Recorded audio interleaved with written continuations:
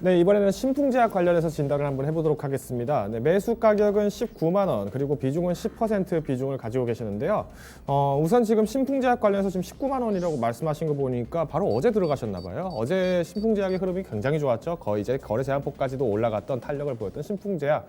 자, 그런데 이제 문제가 한 가지 있습니다. 우리가 최근에 조정받는 종목들, 그리고 주가 빠지는 종목들 특징이 무엇이냐? 이렇게 랠리 가열차게 올라가다가 그 이후에 갑자기 어느 날 쏟아질 것이다라는 그 매물의 날이 언젠지를 거찾기가 굉장히 힘들었다는 거죠. 자, 그럼에도 불구하고 이런 신풍제약 같은 종목은 또 어떻게 보셔야 될지 한번 같이 이야기를 나눠보겠습니다. 실제로 차트를 보시면 아시겠지만 이 신풍제약의 주가가 최근 들어서 올라간 부분들이 굉장히 높습니다. 일면 언론 보도에 따르면은 또 마찬가지로 영업이익 부분은 고작 20억밖에 되지 않는데 시가총액은 무려 10조 원이 넘는다. 뭐 어떻게 보면은 시가총액 자체만 봤을 때는 코스피에서 뭐 거의 30위 안에 들 정도로 굉장히 높다. 뭐 이런 얘기들도 나오고 있는데요.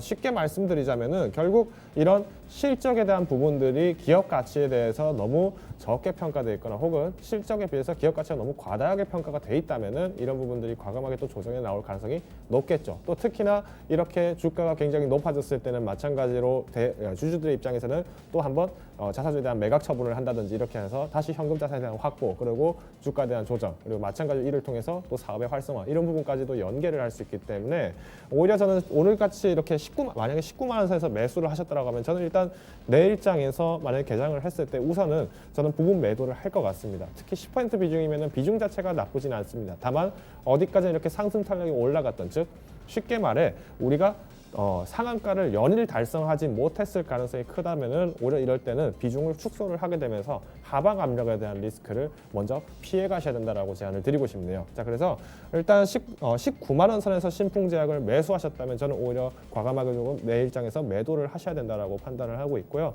오히려 19만 선이 아니라 15만 선, 그러니까 이전에 지지분이나 움직임에서 계속 가지고 계셨던 분이라 하더라도 비중 부분들이 좀 다소 높다라고 하신다면은 단기적으로 매도를 진행을 하셔야 된다. 분할 매도를 하셔야 된다라고 적극적으로 제안을 드리고 싶습니다.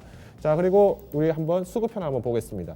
외국인들이 지금 계속 사고 있어요. 그러니까 굉장히 알짜배기이기 때문에 또 주가들이 이렇게 올라갔다라는 것을 소개해 드릴 수 있는데 오늘 이제 오후에 오늘 장이 끝나고 나서 또 이제 언론이 기사가 하나 나왔죠. 이번에 마찬가지 주주들이 자사주를 일부 매각을 해서 현금 자산을 또 확보하겠다라는 기사들도 같이 나왔습니다. 실제 이 매각 대상이 또 누구였나 보니까 홍콩계 헤지펀드 투자자들이 또 이걸 매수를 했어요. 즉 외부적인 시장으로 봤을 때 여전히 시장성 자체는 좋습니다. 하지만 단기적인 리스크는 피해가자. 그리고 특히 이렇게 거래 제한폭까지 한 번에 뛰었던 종목이라면 조금 더 진입을 보수적으로 볼 필요가 있다라고 제안을 드리면서요. 우선은 매도 의견을 먼저 드리겠고요.